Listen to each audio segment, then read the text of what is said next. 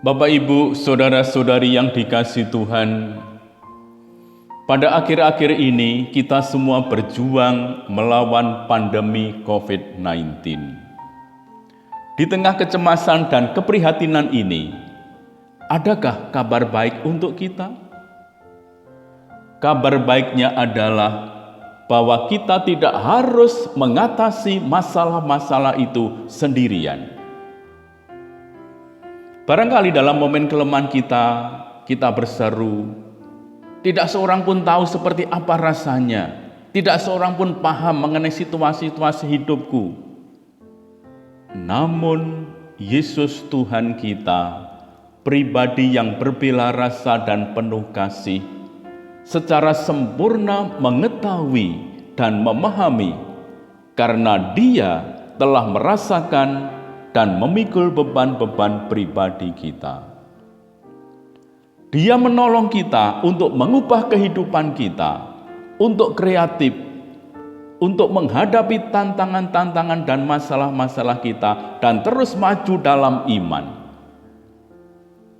Para saudara, pandemi COVID-19 ini bisa menjadi suara kenabian di dunia saat ini yang mengingatkan kita semua bahwa semua harta kekayaan dunia bukanlah hal yang utama.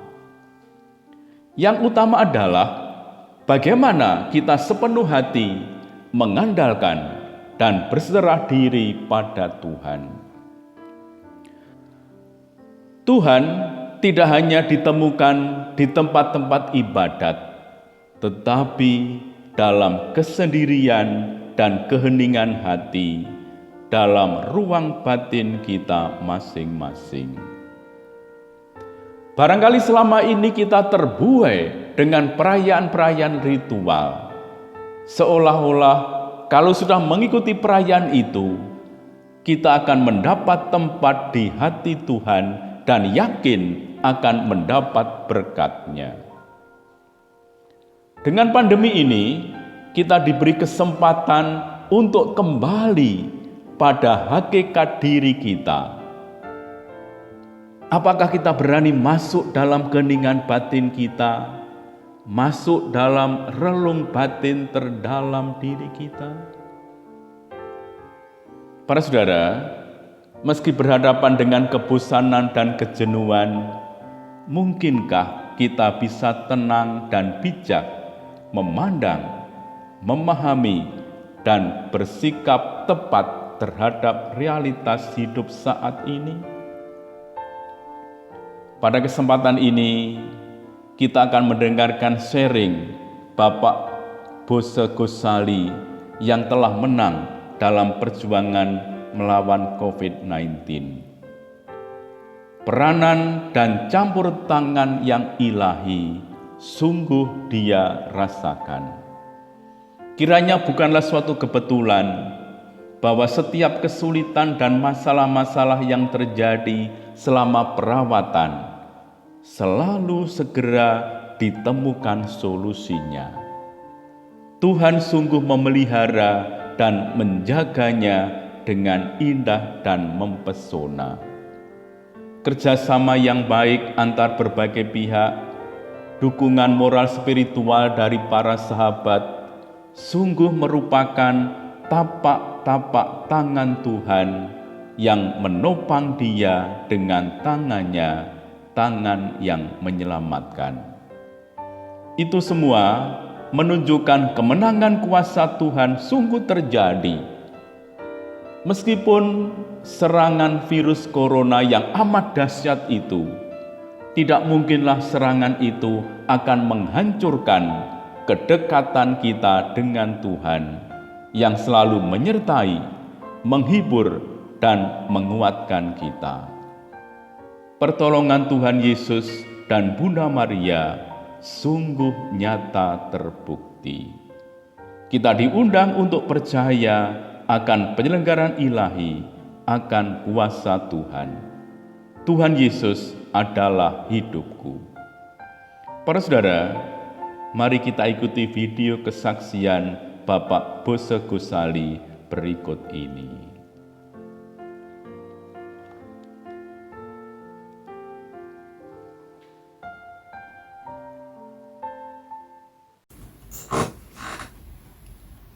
Selamat malam, Romo, saudara sekalian, Bapak Ibu yang terkasih dalam Kristus Yesus. Terima kasih untuk kesempatan malam hari ini. Saya diberi waktu untuk sharing. Beberapa waktu lalu saya kena COVID.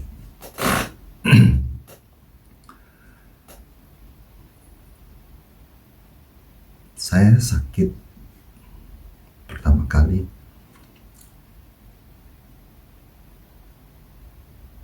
seakan-akan kayak sakit flu biasa. Cuma flu kali ini badan terasa sakit semua, sendi-sendi sakit ya. Beberapa hari nggak baik-baik, walaupun sudah minum obat dokter. Atas saran teman saya disuruh periksa lab. Akhirnya saya panggil lab ke rumah. Sore hari hasil lab sudah keluar dan hasilnya bagus semua. Tapi sakit saya masih belum bisa sembuh, sehingga beberapa hari saya sampai tidak masuk ke kantor. Kejadian itu Jumat yang parahnya, Sabtu saya nggak masuk juga, Senin pun saya masih belum masuk. Akhirnya saya ditanya sama klien saya, hari ini kok nggak datang ke Sidoarjo? Ya. Saya katakan saya sakit flu. Wah, sekarang ini kan kalau sakit flu orang sudah konotasinya ke wah, hati-hati periksa dong. Terus dia menyarankan saya untuk periksa. Saya bilang saya sudah ada hasil lab. Dia bilang coba kasihkan ke dokter Jeffrey. Kebetulan dokter Jeffrey adalah dokter jantung saya juga dan juga teman kami. Akhirnya saya juga sharekan hasil lab ini ke dokter Jeffrey. Dokter Jeffrey setelah melihat, dia lihat kok ada sesuatu yang kurang bagus ya, infeksi, seperti ada infeksi dan kemungkinan ini arahnya ke COVID-19. Malam itu juga saya disuruh swab test ke RS Primer dengan surat pengantar beliau yang minta super kilat supaya bisa selesai cepat. Memang kita minta 8 jam selesai. Besok pagi-pagi bangun tidur, saya sudah dikabari anak saya bahwa hasil tes positif. Wah, kami semua jadi bingung. Setelah tahu hasil tes positif, tentu kami harus memutuskan mau isolasi di mana, di rumah atau di rumah sakit. Akhirnya kami memutuskan untuk isolasi di RS Premier karena dokter jantung saya di sana, dokter Jeffrey, dia juga mengusulkan untuk di ngamar di Premier. Untuk masuk saat ini Bapak Ibu sekalian ke RS memang tidak mudah karena full di mana-mana. Waktu saya mau masuk pun setelah ada orang yang sudah pergi. Jadi saya antri kamar, setelah ada orang yang pergi baru saya bisa menempati kamar tersebut. Kami diberitahu bahwa pagi ini ada kamar tapi masih dibersihkan karena pasien yang meninggal ini butuh waktu untuk dimandikan dan sebagainya.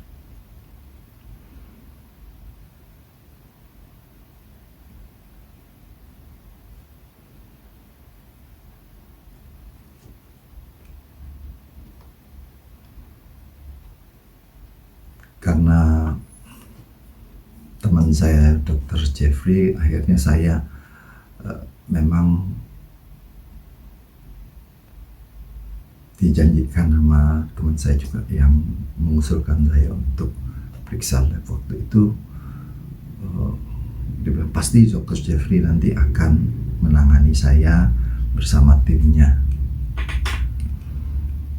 Ya.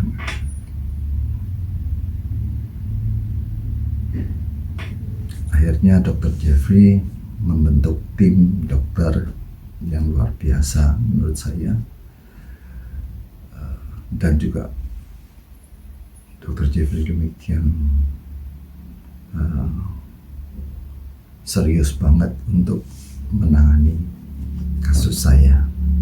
Awalnya memang dia cerita agak susah untuk koordinasi tim dokter karena memang COVID ini tidak mudah, dari informasi data maupun informasi komunikasi karena tidak bertemu, hanya bisa berkomunikasi melalui WA ataupun Zoom meetingnya.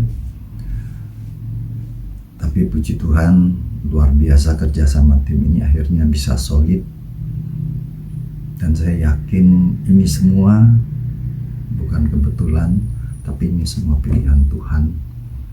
Kita yang luar biasa, yang adalah tabib dari segala tabib.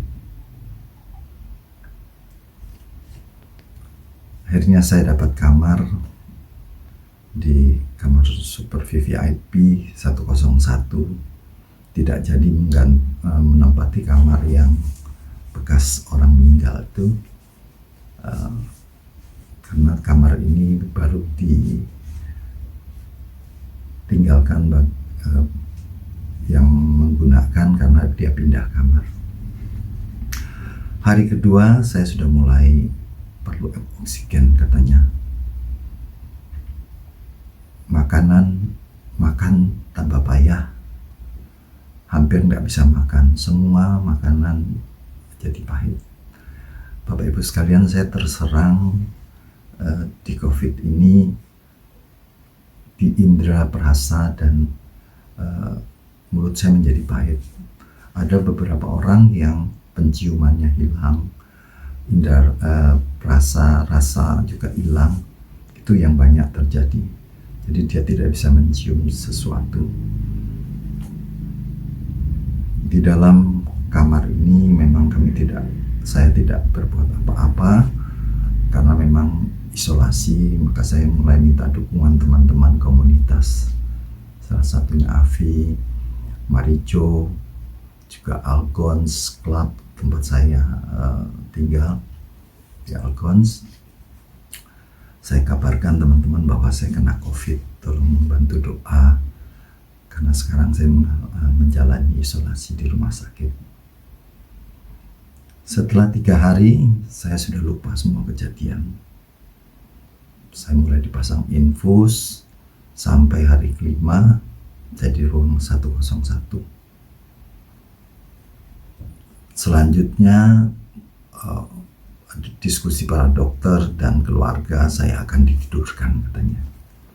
Keputusan yang sulit untuk menyetujui pemasangan ventilator. Saya juga tidak tahu, tapi ini keputusan yang sangat sulit. Tim dokter memutuskan saya akan ditidurkan. Walaupun saya belum punya masalah serius dengan pernapasan, tapi keputusan para dokter untuk menidurkan dan pasang ventilator untuk saya akhirnya keputusan yang tepat. Karena dari semua pasien yang masuk, yang sama dengan saya, dan ada masalah serius dengan pernapasan, dan pakai ventilator, ada 5, semuanya lewat. Saya waktu itu memang, waktu ditidurkan, belum ada permasalahan yang serius dengan pernapasan. Jadi pada waktu saya ditidurkan, para tim dokter perang melawan COVID, yaitu memperbaiki dan meningkatkan daya imun tubuh saya.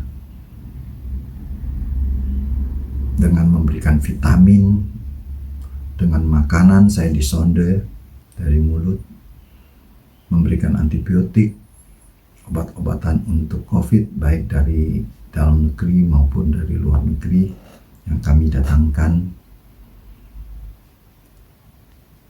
Saya waktu sadar selanjutnya setelah 5 hari berperang itu dengan segala kejadian-kejadian yang sangat menegangkan, baik tim dokter maupun keluarga saya dan teman-teman yang mengikuti proses pengobatan saya. Akhirnya saya dibangunkan kembali. Berarti saya hanya total pakai ventilator 5 hari. Dan saya diberitahu sama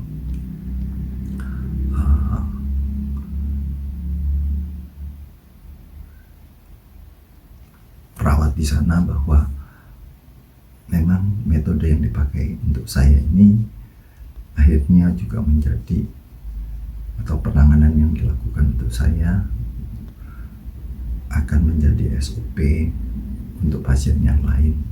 Puji Tuhan,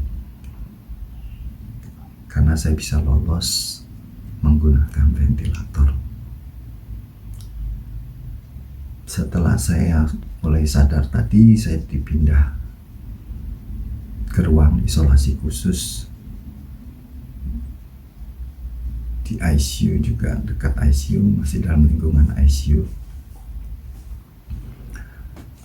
sampai mungkin totalnya hampir 14 hari saya di ruangan itu.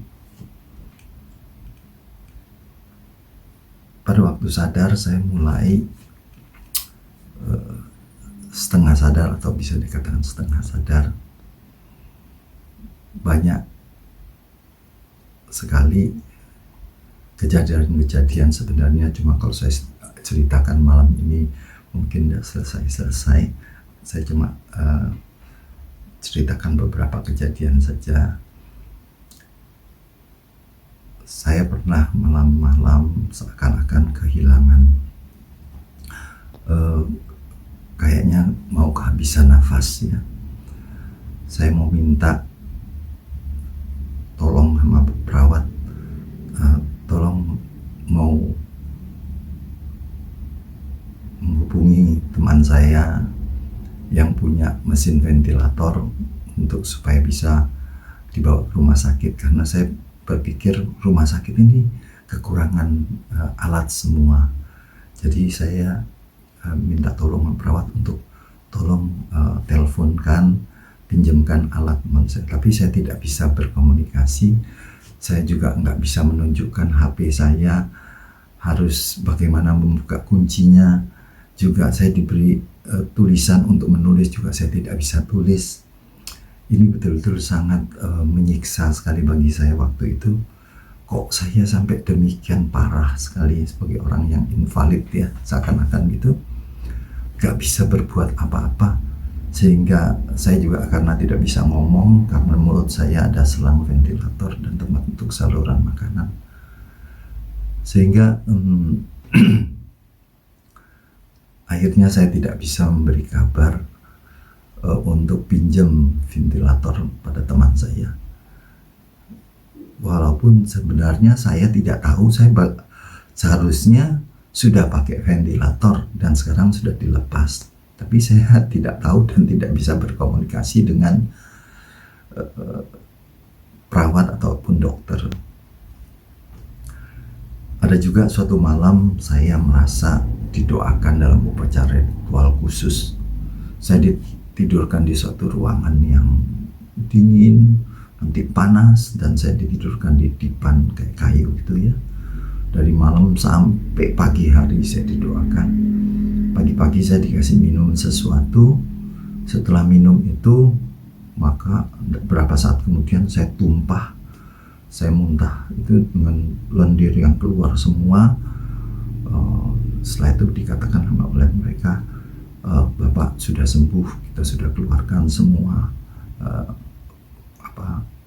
penyakit-penyakit Bapak, dan Bapak sekarang imun tubuhnya sudah menjadi kuat. Saya bilang, oh iya sudah, terima kasih. Tapi proses pengobatan itu cukup cukup melelahkan satu malam ya.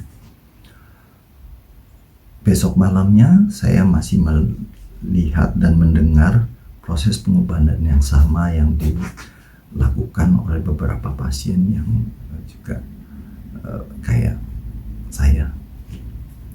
Tapi aneh, setelah sadar saya mulai mencari di mana ruangan atau di mana proses pengobatan yang model saya ini.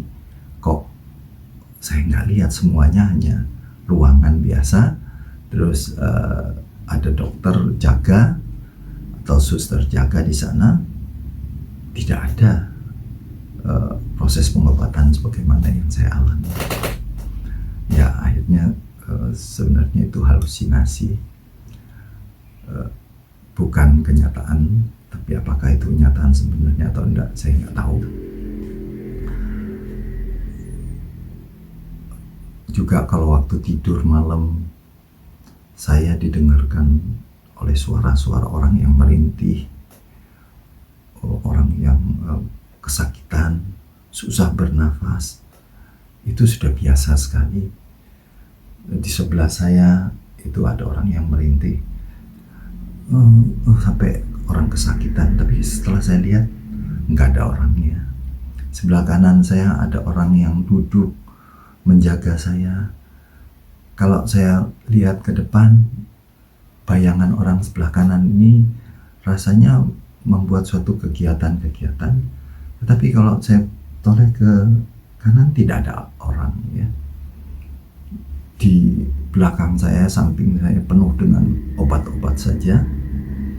Saya dibolongi dada sebelah kanan, kiri, kanan untuk masuk obat, untuk suntik obat, vitamin dan sebagainya, dan kiri untuk masukkan makanan.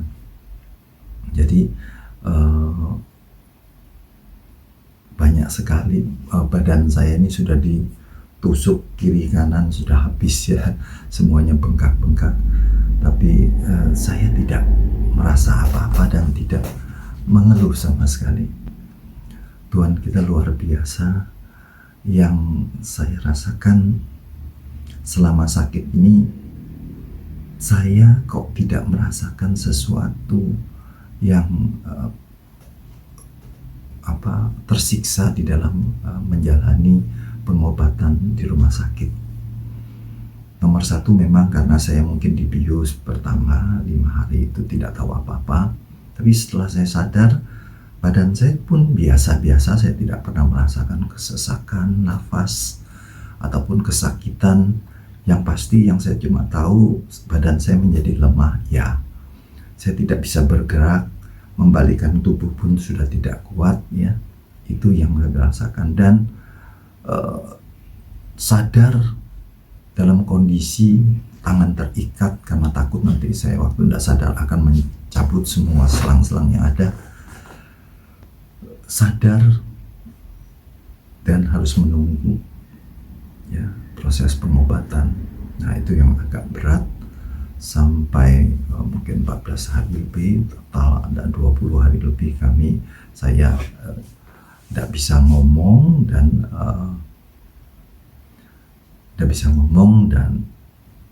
harus menunggu ya, badan tidak bisa berbuat apa-apa.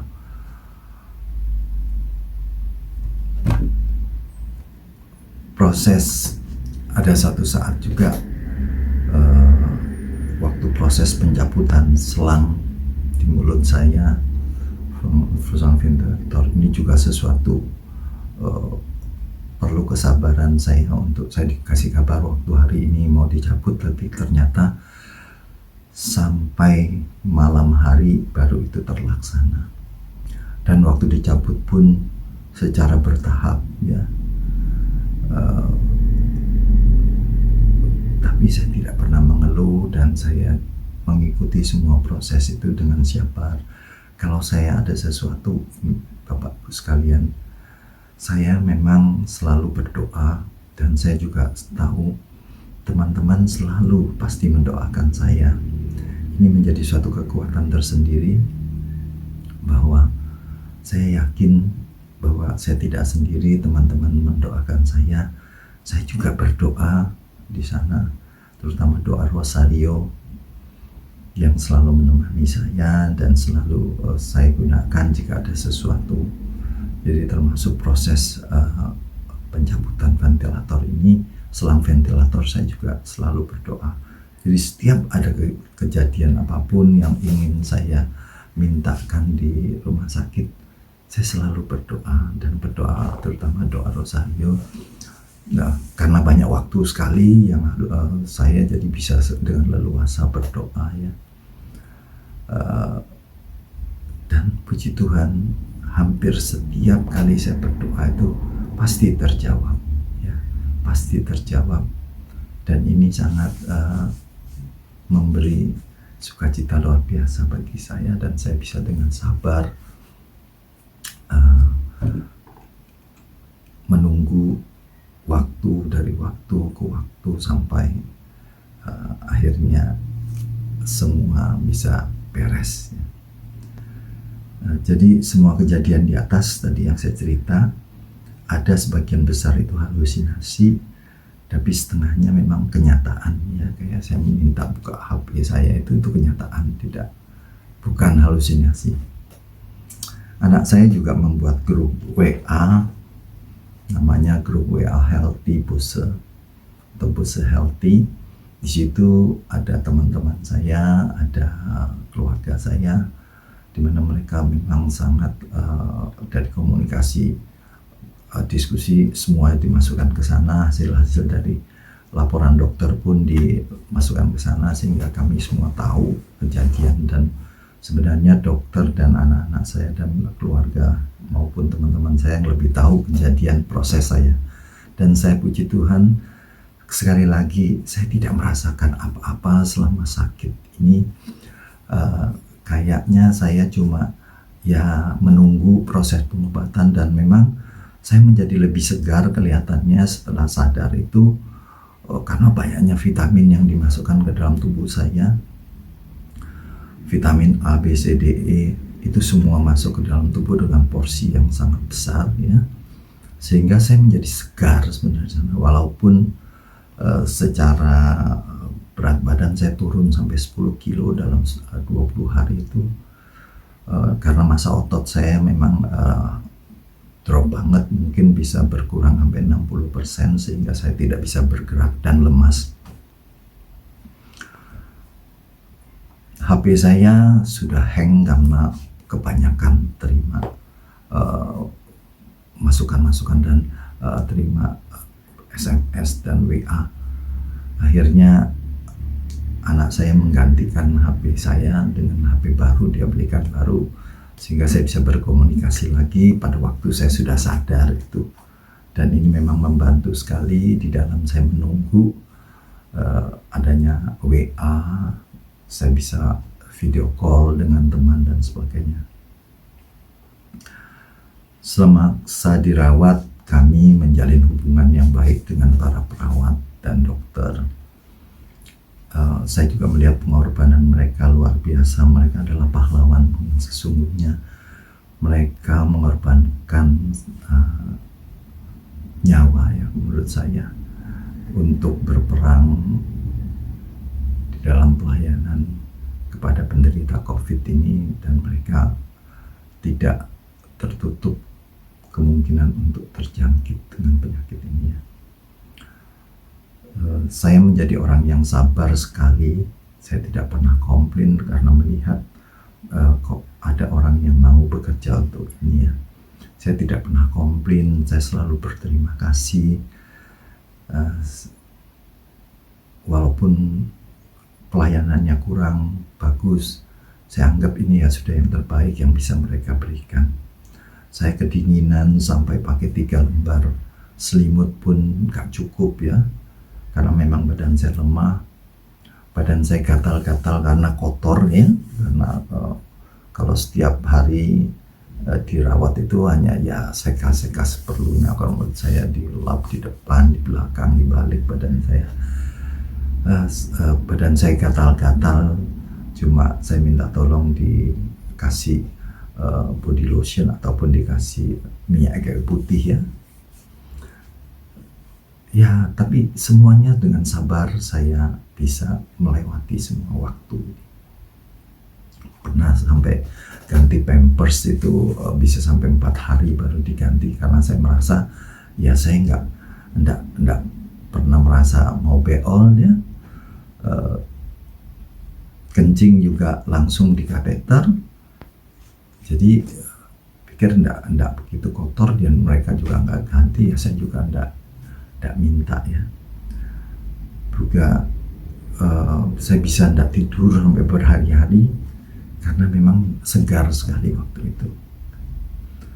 Akhirnya saya sudah mulai sadar dan mulai banyak usulan-usulan. Saya mulai sadar pulih mungkin 80-90% ya. Saya mau minta segera pindah ke kamar perawatan. Tadinya kan ini di ruang intensif untuk tempat IRK itu ruang intensif khusus. Saya minta dipindahkan ke kamar perawatan. Dan dua perdebatan, kalau saya nanti dipindah, nanti takut kalau ada apa-apa nggak ada tempat lagi untuk di sana, sehingga keluarga memang sudah berat untuk memindahkan tadinya. Tapi akhirnya setelah menunggu diputuskanlah saya segera akan dipindah, tinggal tunggu kamar lagi. Tidak gampang cari kamar Bapak Ibu sekalian, tapi akhirnya setelah tunggu 3 hari saya dapat kamar. Ya kembali lagi karena menggantiin orang yang baru pergi tadi. Tapi puji Tuhan saya dapat kembali ke kamar 101, di kamar super VIP ini, karena ada lagi orang menggantikan orang yang memang dia sudah sembuh ya. Ada sesuatu yang aneh. Malam pertama saya jam 10 masuk di kamar itu, dan setelah dirawat sedikit maka saya ditinggal sendiri. Yang paling susah memang di dalam sakit COVID ini, kita semua sendiri di sana. Keluarga tidak pernah bisa menengok, dan kita semua tergantung sama perawat kalau kita tidak bisa mandiri. Malam hari itu saya setelah tunggu 1 hari untuk pindah dan saya sudah dapat kamar, akhirnya jam 12:30 malam saya mau istirahat, tidur. Saya putar TV, saya nyalakan supaya ada suara karena sepi sekali, tidak ada orang. Kamar saya besar sekali. Saya tidur. Nah, pada waktu pagi-pagi saya bangun, saya memang kaget sekali. Jam 4 saya bangun. Saya melihat saya berada di suatu ruangan yang asing sekali. Setelah saya amati ruangan ini kok kayak ruangan sembahyangan ya, kayak aula tempat orang meninggal. Jadi ada altar tempat orang sembahyang, terus saya kayak ditaruh di suatu tempat kotak kayak gitu ya, karena mungkin persiapan mau dimandikan. Jadi saya merasa saya ini kayak di ruangan adijasa gitu ya. Saya kayak mau dimandikan, mau dibersihkan untuk setelah itu nanti ada upacara. Dan saya lihat juga kamar ini kok menjadi besar sekali.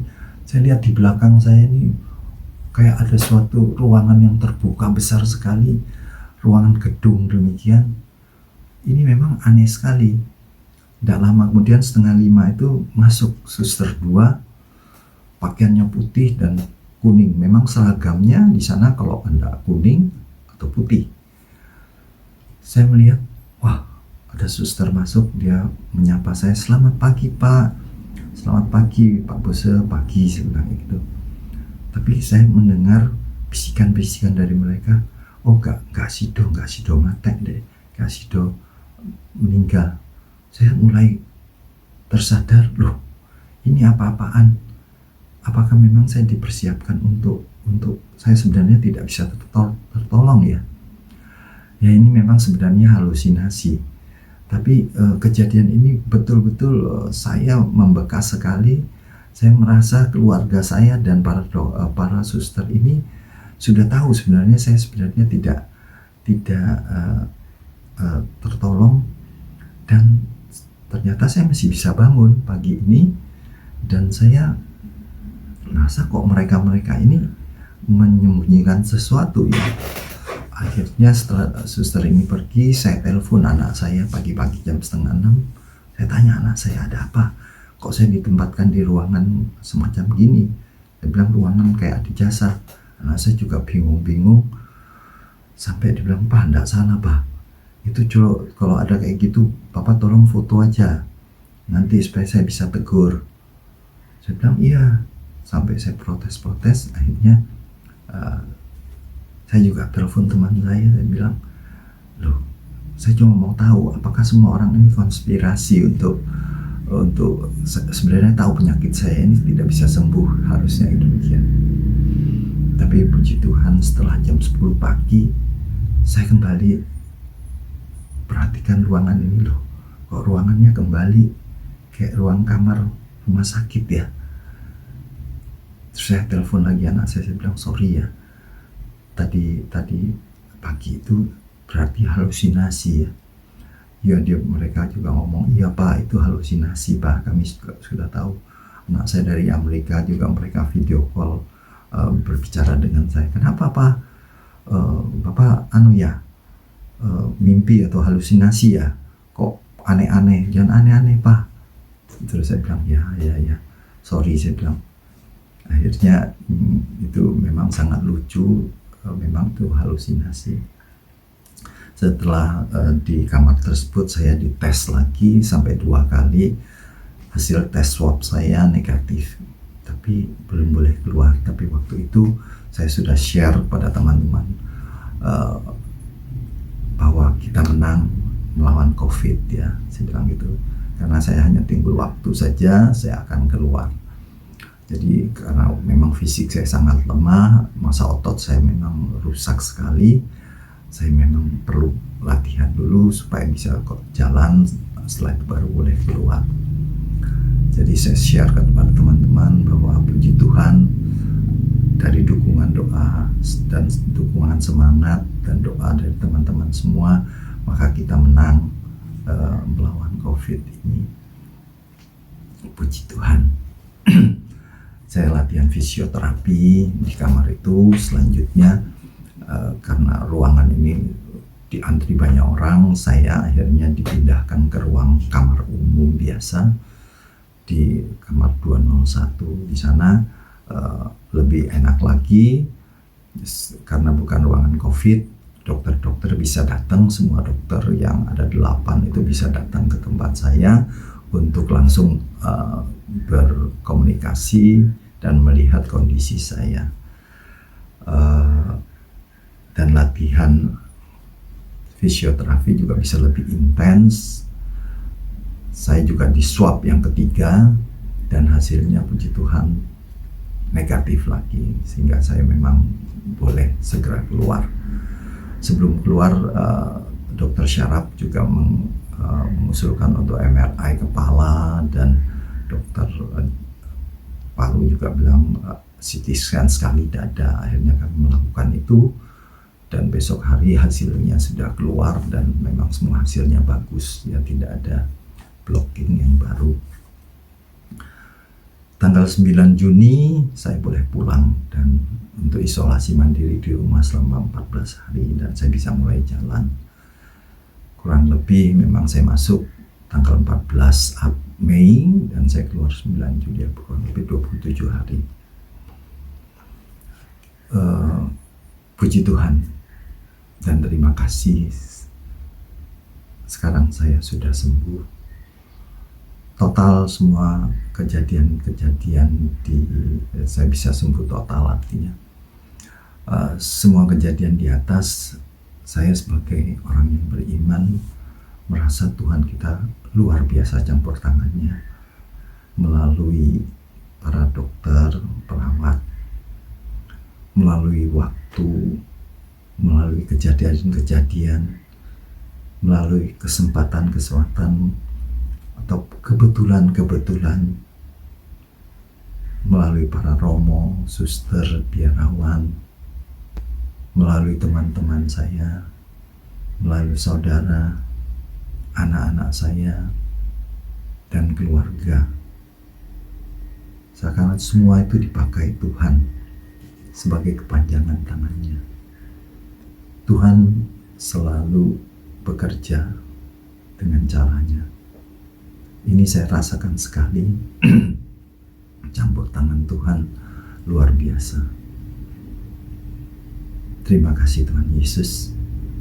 Terima kasih Bunda Maria yang selalu menolong.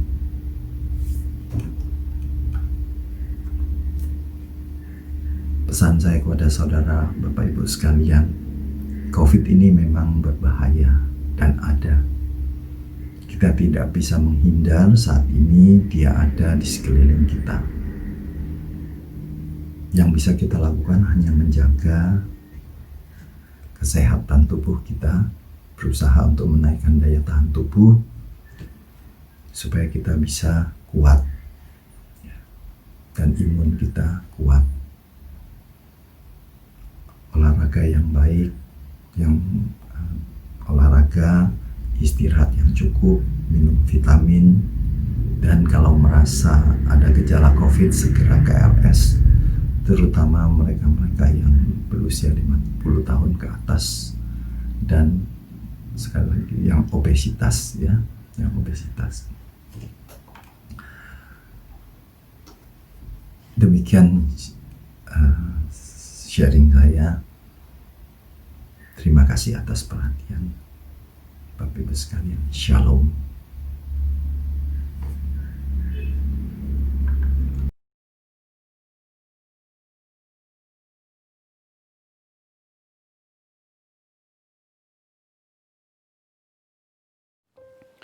Terima kasih banyak kepada Bapak Bose Gusali yang telah membagikan pengalaman imannya yang indah. Perjuangan Bapak Bose sesungguhnya adalah perjuangan hidup mati. Karena Pak Bose juga mempunyai penyakit bawaan, penyakit jantung.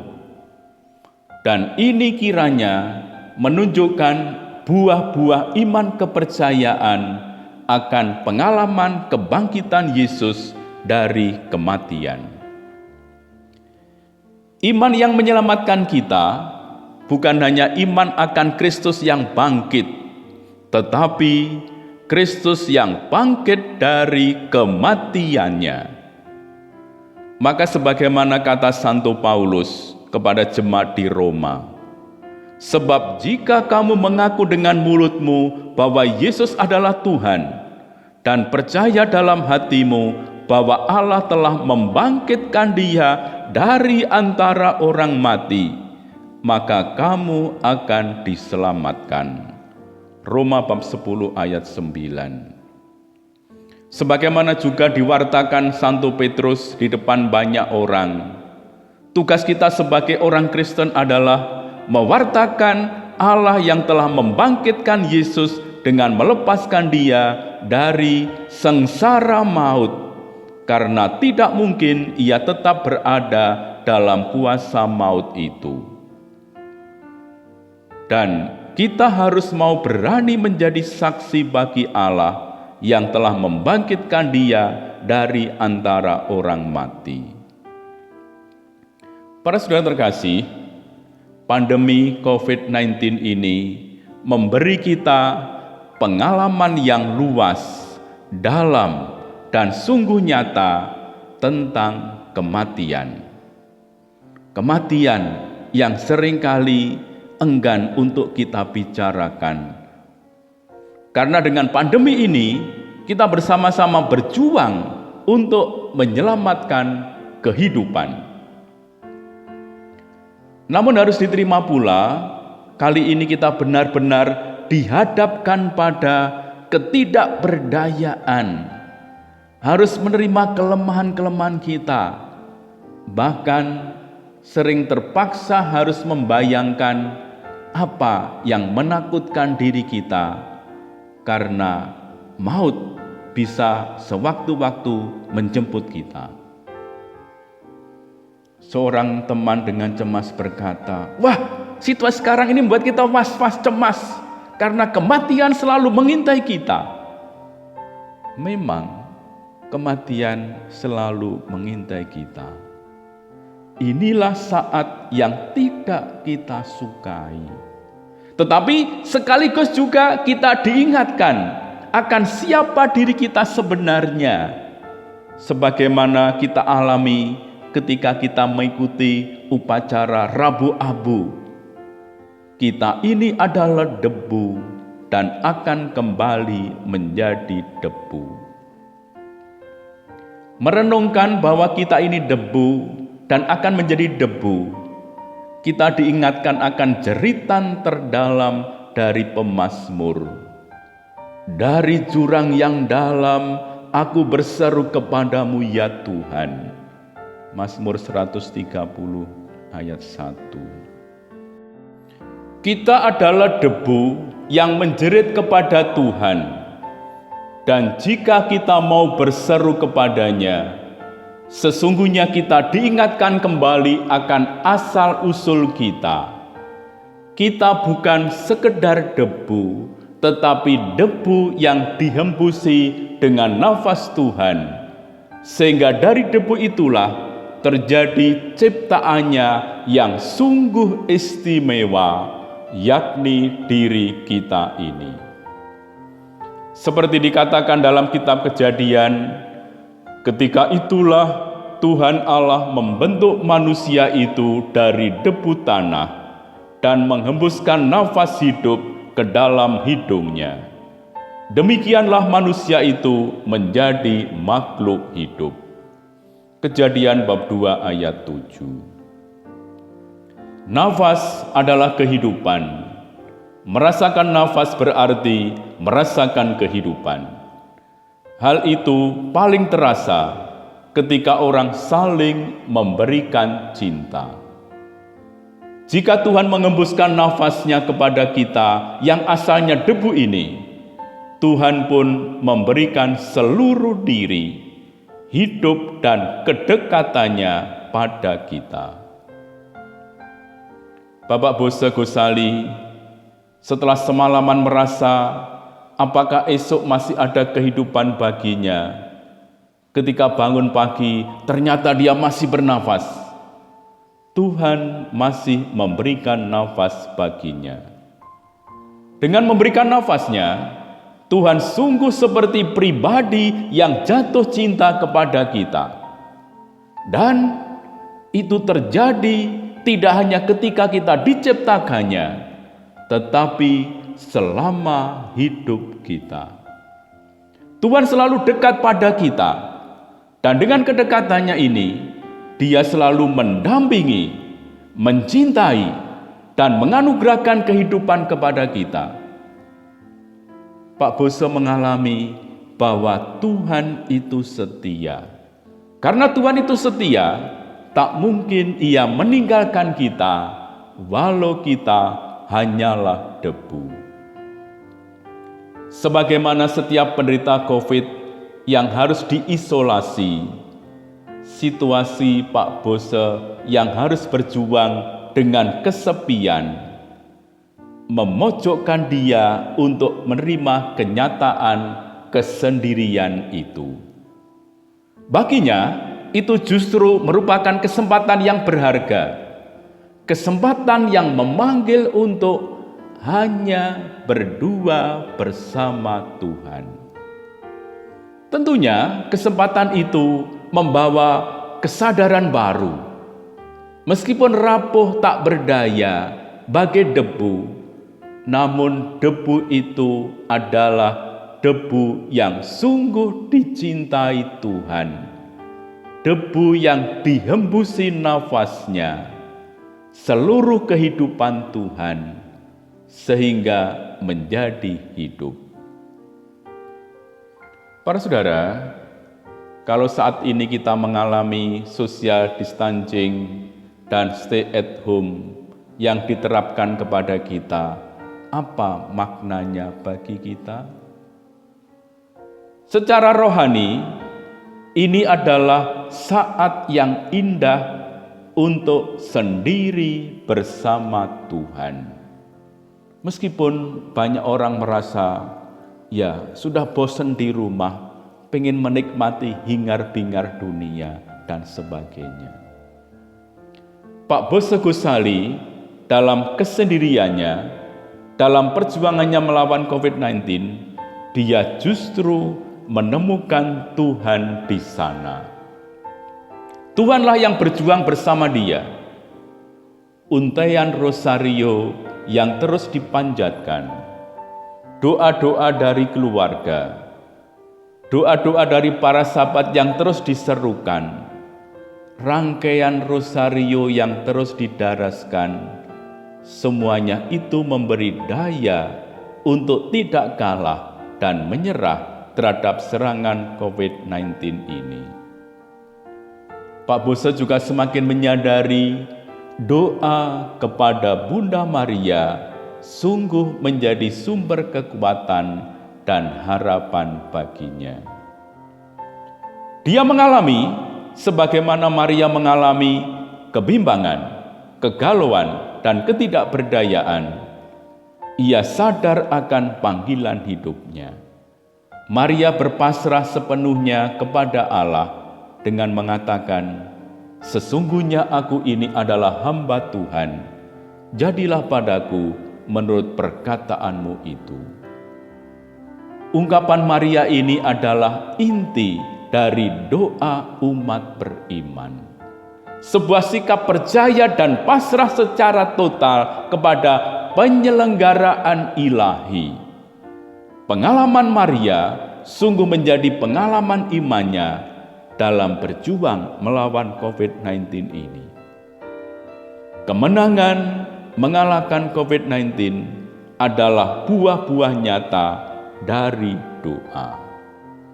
Kiranya kita melihat bahwa berdoa adalah pertama-tama tinggal dalam Yesus dan membiarkan Yesus tinggal dalam diri saya. Berdoa bukan pertama-tama dan terutama mengucapkan doa, melainkan menghidupi saat sekarang dalam kesatuan dengan Yesus. Doa adalah tempat teduh dan tenang.